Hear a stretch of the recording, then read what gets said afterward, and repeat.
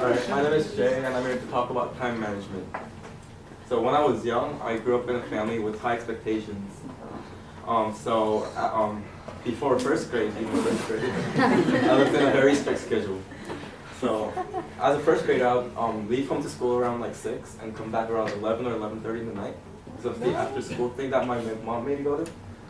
And yeah, it was terrible. It was terrible. So this life got only worse and worse until last year, which was my freshman year of high school. So my parents made me move to the United States, but they themselves couldn't come here because their green cards weren't issued yet. So I was basically by myself last year. My life had been managed by my parents throughout my entire life, and this transition was obviously very new to me because there was no one to manage my time for me. So did I self-manage my time? No, I didn't. I mismanaged. I didn't manage my time at all.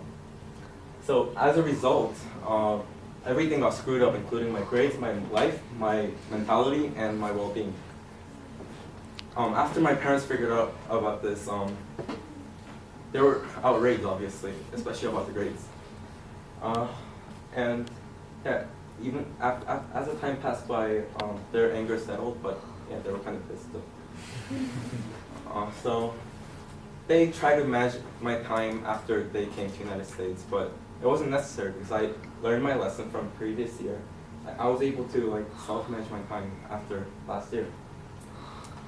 So time is something that you can lose and never get back. People wish that they had more times available each day. It's fake. Do you know who this guy is? This guy is Benjamin Franklin. He was one of the founding fathers. He was a great inventor, and he was the inventor of the quote, "Time is more valuable than money." I know it sounds kind of it is. So this quote comes from when he was in his 20s. When he was in his 20s, he used to own a bookstore. So a customer came into his bookstore and tried to buy a book from him. And asked for the price, how much is it? And Benjamin Franklin answered $1.25. And the customer tried to bargain and lower the price. So he asked, "Can you lower the price, please?"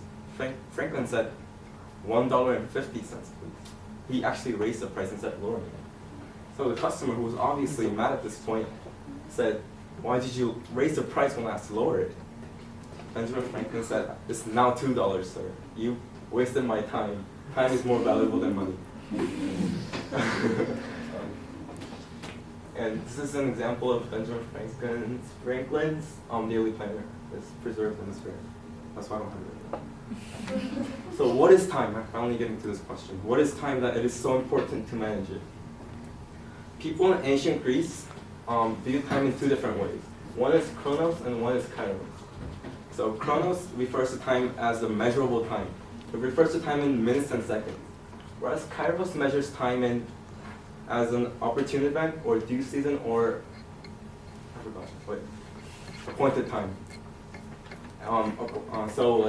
Chronos is basically more of a quantitative nature, whereas kairos has more of a qualitative nature.